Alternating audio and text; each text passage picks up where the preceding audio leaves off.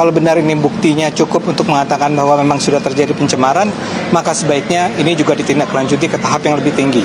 Ade Armando yakin Roy Suryo CS segera jadi tersangka. Politikus PSI, Ade Armando, meyakini bahwa pakar telematika Roy Suryo dan pihak terkait lainnya bakal segera dijadikan tersangka dalam kasus dugaan fitnah ijazah palsu ex-Presiden Joko Widodo, Jokowi.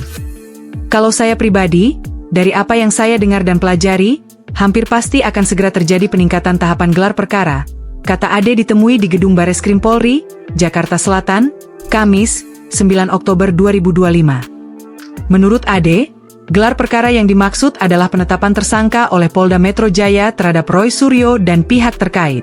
Proses untuk menjadikan mereka tersangka saya yakin tidak akan berlangsung terlalu lama, mungkin bulan ini atau bulan depan, ujarnya. Ade Armando mendatangi Mabes Polri untuk meminta Polda Metro Jaya segera menyelesaikan kasus tersebut. Dia datang bersama sejumlah pendukung Jokowi, seperti Projo. Ade mengatakan bahwa dirinya bukan ingin Roy Suryo dihukum namun agar penegakan hukum dilakukan secara jelas.